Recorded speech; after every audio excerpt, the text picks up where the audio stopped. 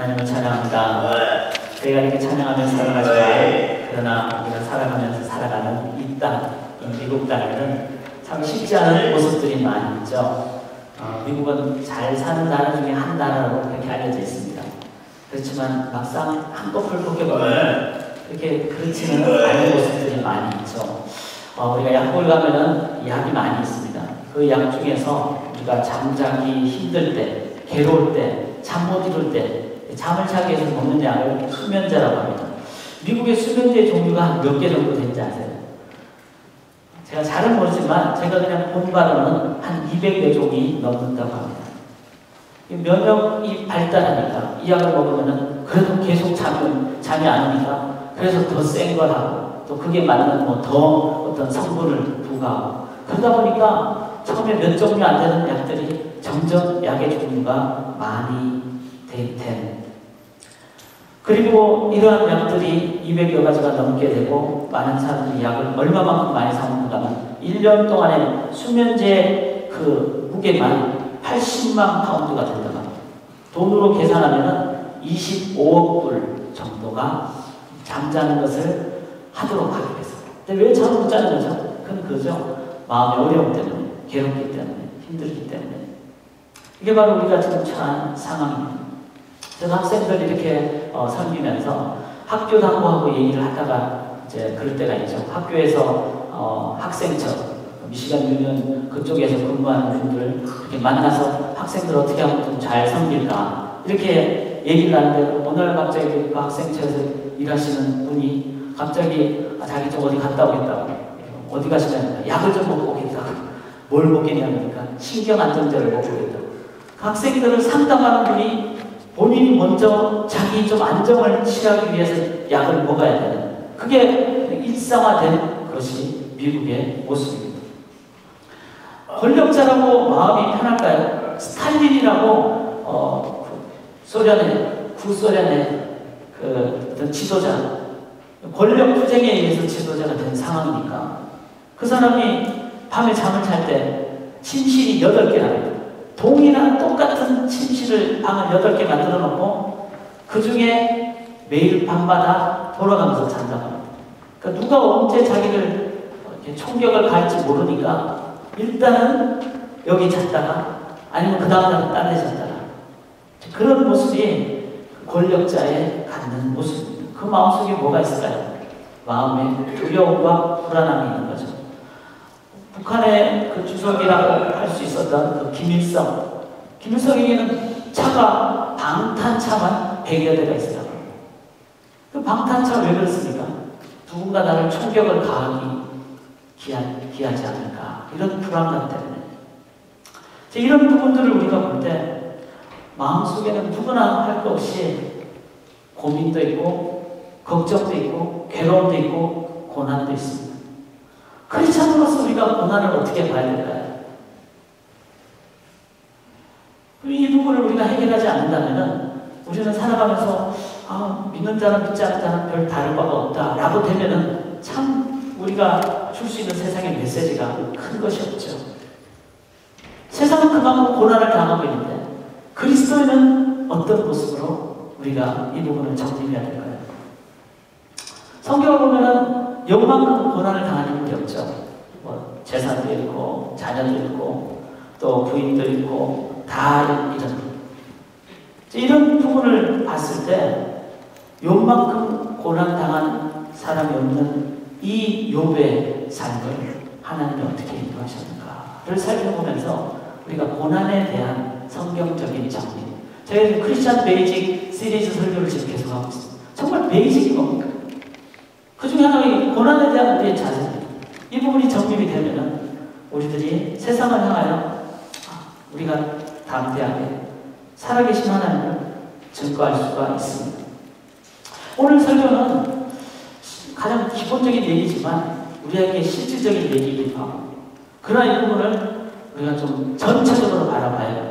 그렇지 않으면 밴드에이드 붙이듯이 일시적인 어떤 관점으로 고난을 우리가 부분적으로 했을 때는 온전하지 못하죠. 그래서 전체적으로 우리가 좀 본다는 의미로 오늘 함께 나눌 내용은 조금은 방대한 내용이기도 하고 좀 스케일이 큽니다. 그래서 함께 말씀을 같이 나가기를 원합니다. 고난을 보면서 우리가 첫 번째 고난의 어떤 그 자세 혹은 그 우리가 가져야 될 어떤 고난의 종류가 있죠. 그게 뭡니까? 그건 우리가 실존의 한계를 가진 존재라는 측면에서 갖는 고난이 있다는 겁니다. 이거는 인간이기에 예를 들어서 호흡을 1분만 안 하면 허걱대고 또 밥을 하루만 안 먹어도 힘든 인간이 갖는 실존적인 존재이기 때문에 갖는 한계를 우리는 인정을 해야 된다는 것입니다. 제가 어제 청정과학을 라게를 갔다 오면서 고기를 같이 마지막 그 프로그램으로 고기를 구워 먹었어요. 소고기를 먹고 그 다음에 돼지고기를 먹는데 돼지고기를 다 기름이 많이 나오잖아요. 이게 좀 이렇게 하다가 기름이 튀었어요. 그 돼지고기 기름이 그렇게 뜨거운 줄 몰랐어요. 제가 막 많이 아프더라고요. 먹기 위해서 내가 하는데 이렇게 고난을 갖다니 이게 우리의 한계더라고요. 안 먹으면 안 되는데 그렇다고 먹으면서 이런 고난을 겪어야 되는구나. 이게 우리의 한계입니다. 그리고 아픈 만큼 힘든 거예요. 그래서 어제 지내면서 아픔이라는 것이 참 우리에게는 결코 그냥 뭐 괜찮다 이렇게 얘기할 수가 없는 실제로 아프니까 실존의 한계는 우리가 그대로 인정을 해야 됩니다. 이 부분은 이렇게 무시하거나 약화시켜서 안 됩니다. 그냥 아픈 거예요. 욥이 재산을 잃고 자녀를 잃고 아내가 떠나가고 친구들이 자신의 마음을 이해해 주지 못하고 외적으로도 힘들었죠. 재산 손실, 몸이 힘들었죠. 막 가려움이 생기는.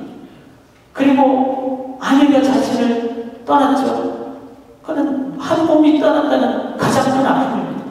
뿐만 아니라 친구들이 자기를 이해를 못했어요. 그래서 때 갖게 되는 마음의 상실감. 그러니까 외적인, 관계적인, 마음적인 뿐만 아니라 그 아내가 떠나면서 네가 맨날 하나님을 저주하고 죽어라 이렇게 얘기했을 때 하나님이 모독받는 것 때문에 하나님 도대체 어디 계십니까? 내가 이렇게까지 고통당하는데 도대체 어디 계십니까?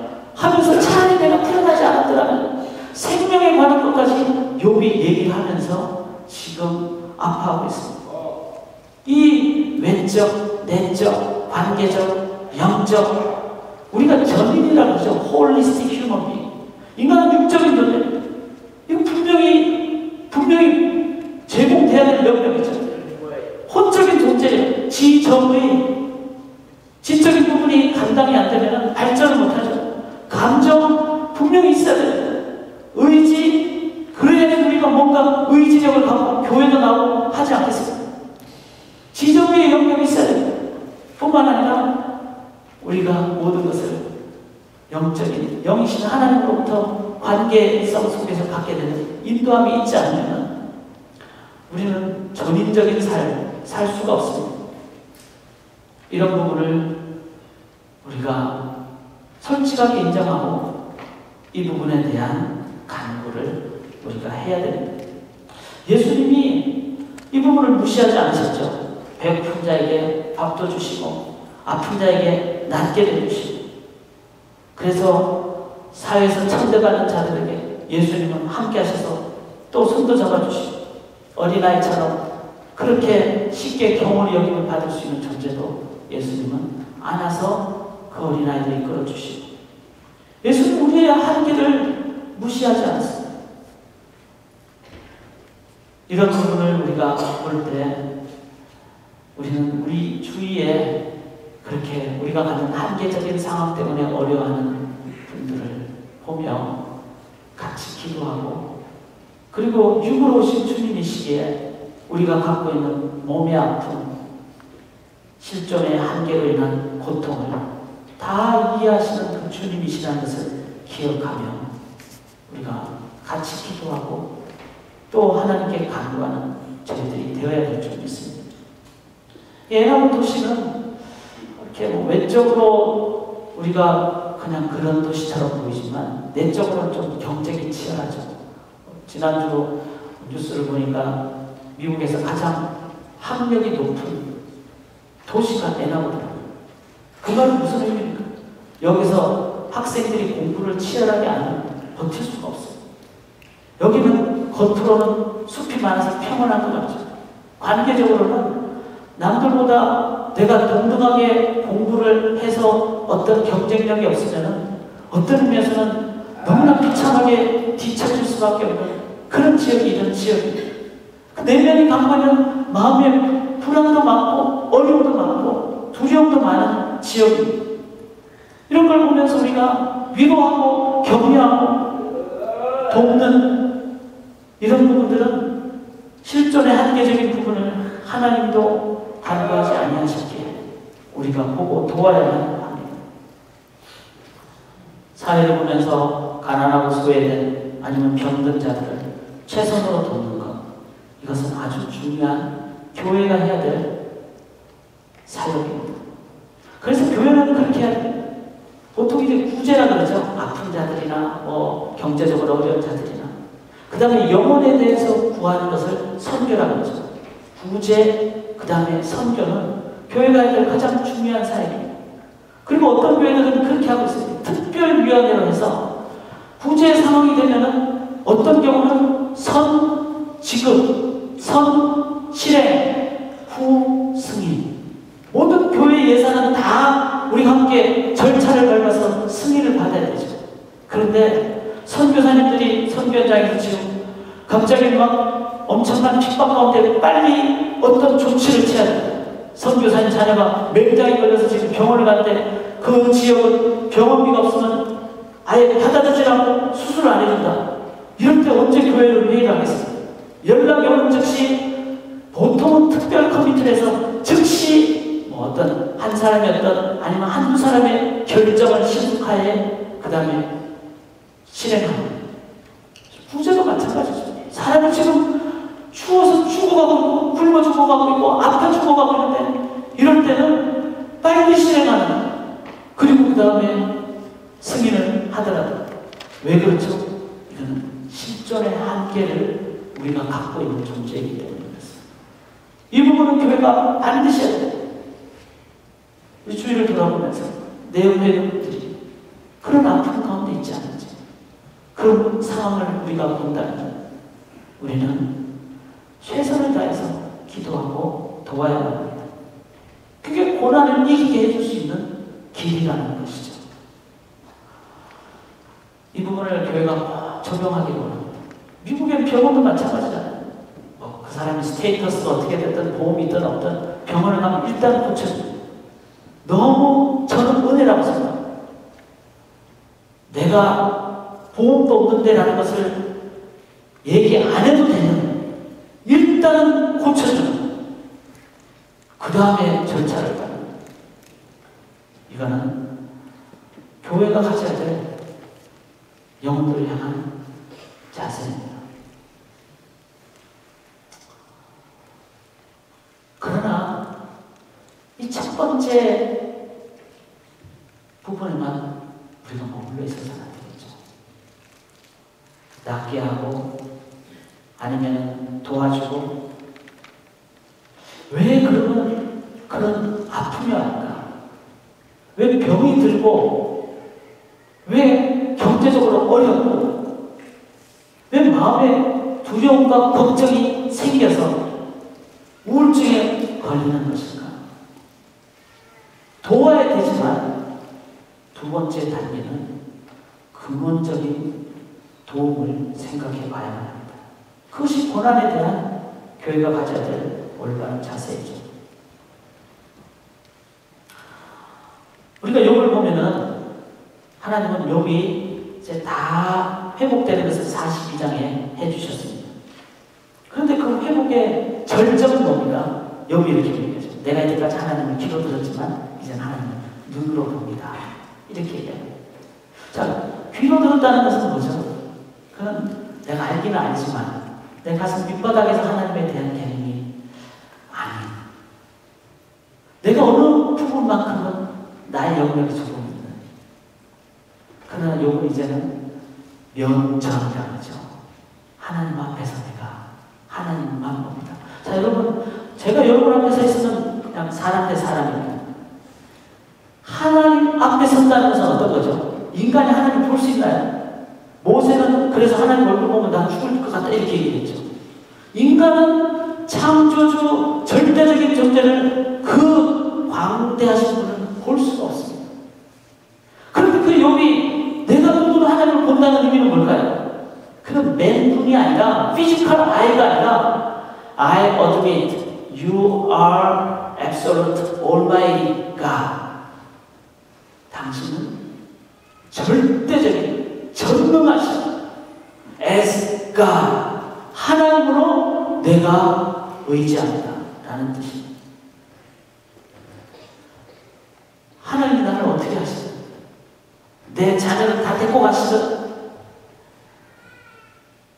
내 삶의 가장 중요한 부분을 다 빼앗아 가시든 내가 이유를 몰라도 because you are God, because you have your own purpose, even though I don't know what that is, the meaning is, but I admit you are God. 이게 바로 욥이 가졌던 하나님을 내가 눈으로 봅니다. 하나님을 하나님으로 인정하는 이 부분이 될 때 여러분 비로소 내 고통이 아니라 하나님 분명한 무슨 이유가 있다. 그럴 때 고통이 실은 고통의 차원으로 되지 않아요. 이해의 차원, 소화의 차원 받아들여집니다. 이 단계를 가야지 우리는 고난에 대한 올바른 자세를 가질 수가 있습니다. 똑같은 표현을 욥이 그 다음 구절에 이렇게 합니다. 42장 6절에 그러므로 내가 스스로 거두어드리고 티끌과 제 가운데서 회개를 하리라. 회개가 나옵니다. 회개라는 게 무슨? I didn't admit you are God. That's why I repent. 회개라는 것은 죄로부터 돌아서는 것을 얘기합니다. 죄가 뭐였습니까? 나쁜 짓 하는 게 죄가 아니라 하나님을 하나님으로 인정 안 하는 것이 죄입니다. 이제 여기 그럽니다. 내가 누구나 하나님을 부릅니다. 그 하나님 앞에서 나는 아무것도 안 합니다. 그게 회개예요. 성경의 가장 아름다운 단어가 회개이죠. 왜? 하나님 앞에 돌아가는 것이. 창세기 1장 2장에서는 회개가 필요 없습니다. 하나님 앞에 있었기 때문에. 3장에 돌아갔을 때 그때부터 가장 아름다운 단어는 돌아가는 겁니다. 하나님께 돌아가는 회개가 가장 아름다운 단어입니다. 하나님이 나의 하나님이 되실 때 이제는 욥은 하나님이 나에게 주신 모든 것에 대한 하나님의 단계에서의 갖는 의미와 목적이 있다는 것을 자신은 모르지만 하나님은 분명히 있다는 것을 그가 고백하게 됩니다. 우리가 하나님의 관점에서 우리의 삶의 한계를 바라보시면 욥은 여기 본문에 보면 2절에 보면 주께서는 못하실 일이 없사오며 무슨 계획이든지 못 이루실 것이 없는 줄 아오니. 그전에는 어떻게 했습니까? 하나님 왜 이렇습니까? 하면서 다 하나님 앞에 따집니다. 그러나 무슨 계획이든지 못 이루실 것이 없는 줄.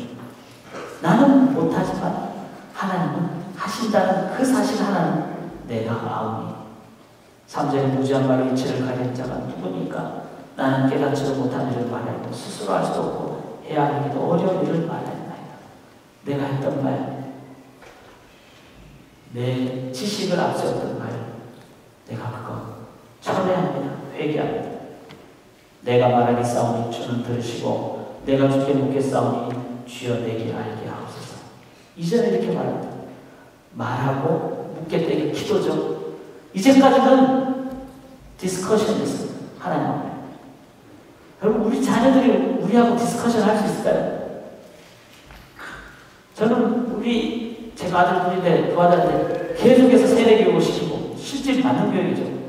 24살 이후부터는 내가 너가 알아서 하도록 한다. 그 24살 전까지는 나하고 토론을 하면은 얼마든지 내가 한다. 근데 토론의 끝이 안 날 때는, 디베이트의 끝이 안 날 때는 내가 24 그러면 우리 아들한테 알겠습니다. 순종하겠습니다. 이렇게 제가 세뇌교육을 시켰어요. 왜? 자녀하고 부모는 저는 24살이었지만 나이 차이 좀 있겠죠. 그러나 자녀가 성인이 되는 어느 시점 전까지는 부모하고 자녀하고 대화를 할 수 있어요. 디베이트를 할 수 있어요. 그럼 결론이 안 날 때는 누구를 따라야 됩니까? 부모가 그거를 더 알고 더 사랑하고 더 지혜로 나가기에 따라와야 되겠죠. 설사 그렇지 않다 할지라도 부모에게 따라오는 것은, 배우는 것은 필요하다는 겁니다. 요거 이때까지 하나님하고 디베이트 했어요. 디스커션 했어요. 답이 안 나오니까 그냥 불평하고, 답이 안 나오니까 괴로워하고. 그러나 이제 하나님 깨달았어요. 하나님과 내가 레벨이 다르다는 것을 깨달았어요. 그리고는 하나님께 이제 내가 대화하는 것이 아니라 하나님께 묻겠습니다. 기도하겠습니다. 이렇게 나아갑니다. 이게 바로 고난을 이기는 길입니다. 고난은 어디서 나온 겁니까? 내 삶에 하나님이 안 되시기 때문에 나온 것이죠. 창조 때부터 하나님과 같이 되려 하는, 절대로 그렇게 못 됩니다. 피조물이 100만 명이 가도 창조주와 같이 못 됩니다. 되려고 하는 그때부터 뭐가 생겼죠? 하나님이 없어지고, 하나님 앞에서가 아니라 돌아서 내 혼자 가야 되니까 두렵고 불안하고 아무것도 모르니까 결국 그 삶은 노동하는 것도 힘든 것이고 관계도 힘든 것이고, 하나님이 안 계시니까 일도 노동이고 관계도 부담이고. 창세기 1장 2장에서는요 고난이 없었어요. 노동 고난이 아니었습니다. 고난은 3장부터 생겼어요. 그렇다면 우리의 삶에 하나님이 나의 하나님이 되실 때 우리의 삶의 모든 영역은 이제는 하나님 안에서 가정이, 노동이, 관계가, 그리고 모범적, 부합적, 탐스러운 뭐죠? 물질적인 것, 하나님 안에서 일용할 양식. 여러분, 하나님이 하나님 되시면요 내 삶의 근면과 성실로, 그 다음에 내일 먹을 것, 내 자녀가 앞으로 할 것 하나님 주실 것이다 라는 나의 삶의 충성으로 나가게 되지, 물질 때문에 내가 어려워하지 않습니다. 만약에 어려워한다면요 여러분은 하나님의 하나님 되시면 아직 없다는 뜻입니다. 보암직, 성적인 문제로 괴로웠다면은 그건 하나님 만드신 그 하나님의 창조의 가정 원리 안에서 내가 하나님의 원리 벗어났다는 의미입니다. 탐스러운 명예부분도 하나님이, 나의 하나님이 안 되실 때 인간이 자꾸 욕심을 갖게 되죠. 자연스러운 거는 자연스러운 겁니다. 자연스러운 거는 편한 거예요. 자연스러운 것만큼 좋은 게 어디 있습니까? 자연스럽죠. 그게 창세기 1장 2장이에요. 거기에 가장 핵심은 하나님 앞에서라는 거예요. 오늘 우리가 이 부분을 회복하면 나의 삶에 하나님의 하나님 되심을 내가 회복하면 우리의 삶에 고난이 없습니다. 먹는 문제 때문에 힘들지 않습니다. 범죄한 인간이기 때문에 이 타락한 자연 속에서의 갖는 어떤 몽살이 있죠. 몸이 아프다든지 이런 거. 그 하나님 앞에서는 극복할 수 있는 하나님의 힘을 주시죠. 실존 한계를 아시니까 병을 낫게 해주신다. 아니면 병을 통해서 더 하나님을 의지하게 하는, 그래서 마음에 소화하게 하는, 그래서 내 은혜가 내게 족하도다 라는 하나님의 해결책을 또한 주시기도 하십니다. 그래서 우리가 우리의 삶에 1단계 10조의 한계로 인한 고난, 그 하나님 의지하십시다. 2단계, 내가 마음속에 어떤 계속 고난이나 삶의 어떤 고난을 고난으로 계속 본다면 한번 돌아보기 원합니다. 그건 내가 살아있기 때문에 그렇습니다. 내 안에 하나님이 살아계시면, 하나님이 하나님으로 살아계시면 더 이상 실은 미래 진로 때문에 내가 고민하고 그렇지 않습니다. 하나님이 나의 하나님이신데 예를 들어서 진로 다음 과정에 내가 어드미션을 못 받았다고 하나님이 내치겠습니다. 실질적인 하나님의 신앙을 가져야 됩니다. 그리고 그 하나님을 믿는 신앙을 가질 때 우리의 삶의 전 영역은 하나님만이 주시는 그 자유와 기쁨으로, 그래서 더 이상 고난이 아니에요. 아마 고난 중에 가장 깊은 고난은 자존심일 거예요. 자존심 너들이면 내가 딴 거 다 없어져도 좋다. 자존심만. 그게 뭐죠? 자기가 살아있다는 뜻입니다. 자기가 죽은 자는 남한테 화낼 자아가 없는 겁니다. 내 안에 하나님이 계십니다. 원수도 사랑합니다. 그래서 이름도 없이 빛도 없이 내 삶의 어떤 상황이라도 나에게 주는 그 상황을 내가 온전히 받게 되는, 이게 바로 회개에 의한 능력입니다.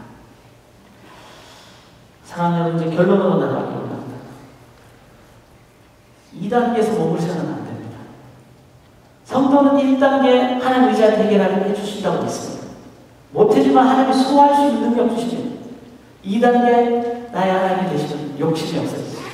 자아가 자존심으로 세워지지 않습니다. 그렇기에 삶을 내가 온전히 극복합니다. 그래서 여러분, 목숨 걸고 하나님 찾으셔야 돼요. 성경 읽으셔야 되는 이유가 그렇고, 예배자의 삶을 살아야 되는 이유가 그겁니다. 내 안에 하나님이 없으면 나는 괴로울 수밖에 없는 거예요. 반대로 하나님이 나의 하나님이시면 나는 하나님 앞에서 갖는 나를 보기 때문에 더 이상 고난이 아닙니다. 그러나 세 번째 고난은 그리스도인이 가져야 될 반드시 필요한 고난입니다. 그게 뭡니까? 그게 적극적인 고난 앞으로 다가갑니다. 여기 본문 8절에 보시면은 하나님 그렇게 말하죠. 내 종 욥에게 가서 너희를 위하여 번제를 드리라. 내 종 욥이 너희를 위하여 기도할 것이지. 내가 그를 기쁘게 만들리라. 욥이 하나님 앞에 제사 드리면서 뭘 합니까? 친구들을 위하여 기도해 줍니다. 바로 다른 영혼들을 향하여 나아가는, 다른 어려운 분들을 향하여 나아가는, 그들의 고난에 동참하고 같이 받고 하나님 앞으로 그들을 인도하는, 고난 속으로 적극적으로 나아가는 이 부분이 바로 우리 그리스도인들이 가져야 될 고난입니다. 성경을 지금 통독을 하고 있어요. 저는 이제 몇 달을 성경 통독하고 있는데 4개월 신앙 집중 훈련반은 4개월 동안 성경을 입독을 하고 있어요. 그래서 지금 하루에 4장씩 저희가 있잖아요. 오늘 저 뒤에 그 박스를 오늘까지만 제가 놔두려고 해요. 혹시 성경 입독을 하루에 4장씩 지금부터 하시면 돼요. 오늘 28장까지 있으니까 창세기. 이제 뭐 10개월 동안 읽으면 얼마든지 따라서 볼 수 있어요. 그렇게 읽는 게 참 중요해요. 그런데 통독반은 하루에 이제 4장씩, 아니 10장씩 읽으니까 지금 벌써 출애굽기까지 갔어요. 제가 출애굽기 20장, 30장까지 읽으면서 막 하나님이 십계명 주고 그 다음에 막 교회 어떤 성막에 대한 얘기를 막 하다가 갑자기 금송아지 사건이 나와요. 그 성막에 관한 얘기를 막 하다가 갑자기 금송아지 사건이 딱 나와서 이스라엘 백성들이 금송아지한테 절하고 우상 숭배하고 나니까 하나님 3,000명을 죽이죠. 죽인 다음에 모세가 더 죽게 되는 그 상황을 눈앞에 보면서 모세가 이렇게 얘기합니다. 그러나 이제 그들의 죄를 사하시옵소서. 그렇지 아니하시면 원하건대 주께서 기록하신 책에서 내 이름을 지워버려 주옵소서. 모세는 자신이 그 고통 속으로 들어가면서 대신 내가 이 고난을 받기를 원합니다라는 하나님의 기록하신 책에서 내 이름을 지워버려 주옵소서 하면서 3번 기도하고 고난 속으로 가는, 이것이 바로 오늘 우리들이 가져야 될 고난에 대한 자세입니다. 하나님은 이 고통을 가지셨기에 하늘 보좌를 버리시고 이 땅에 내려오셨습니다. 그리고는 우리가 갖는 고난을 받으셨죠. 교회는 어떻게 해야 될까요? 성경을 잘 해석해야 돼요. 지금 하루에 4장씩 읽고 있는데 창세기 지금 읽고 있잖아요. 20장, 24장 이렇게 읽고 있어요. 반복되면서 나오는 표현이 뭡니까? 아브라함을 아브라함이라고, 사라를 사라 헷갈리네요. 하여튼 사례로 바꾼 그 뜻이 뭡니까? 아브라함 보고 열국의 아버지라, 사례를 보고 열국의 어머니라, 모든 민족의 아버지, 모든 민족의 어머니라고 얘기를 하셨어요. 결국 교회는요, 아브라함 목사님 교회는 열국, all nations, all people in the world, 그게 all이라는 게 뭐죠?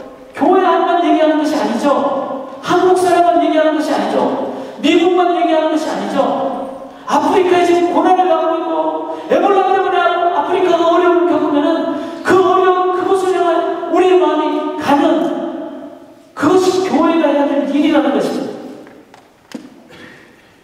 그리고 아브라함은 뭐라고 했습니까?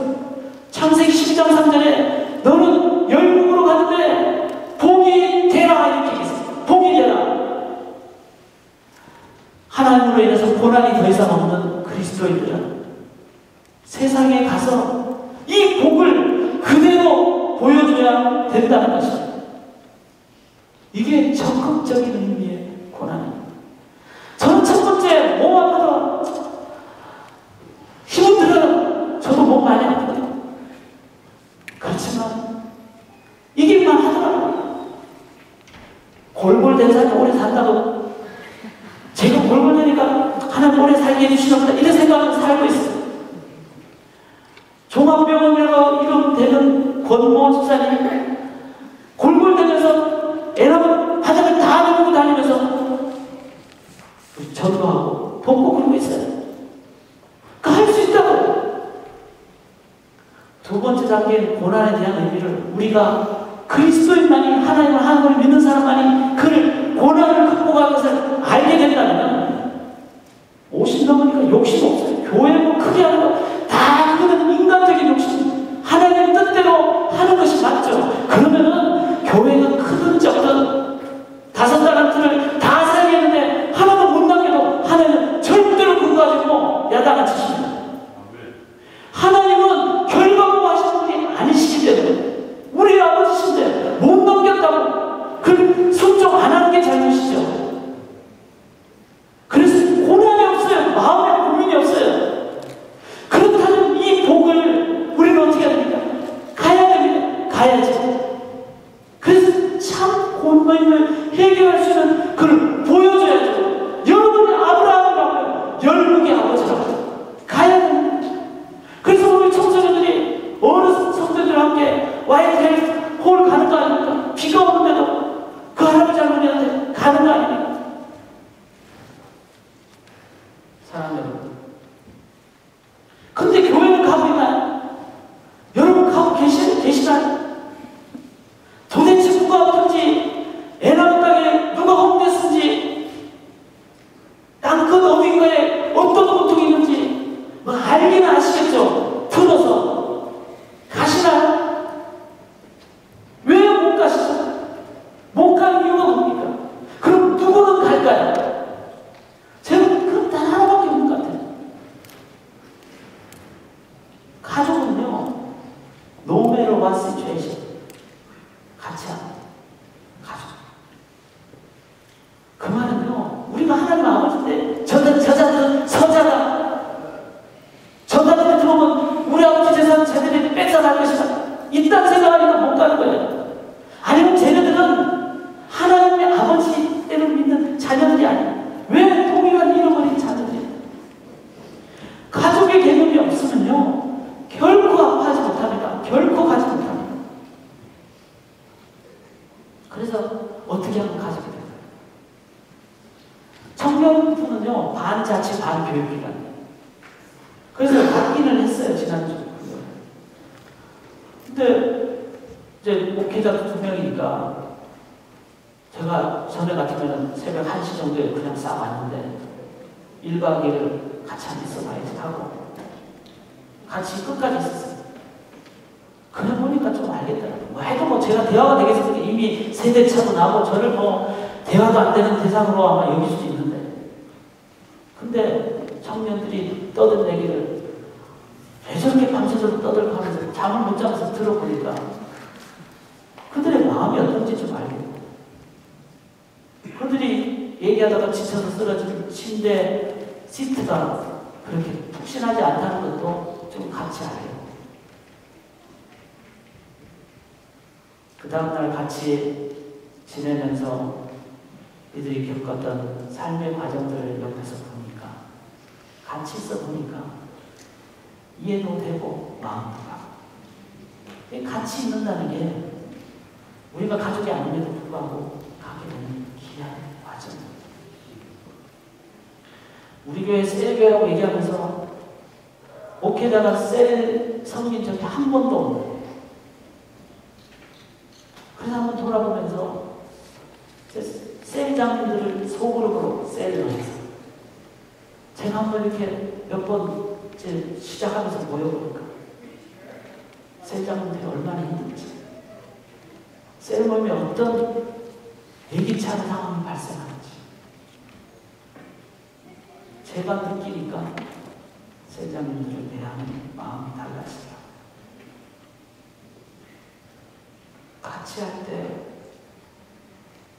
가족이 되고, 가족이 되면 아파하는 것을 눈으로 보지 않습니다. 가서 잡아주고 끌고 오고 고쳐주고 끌어안고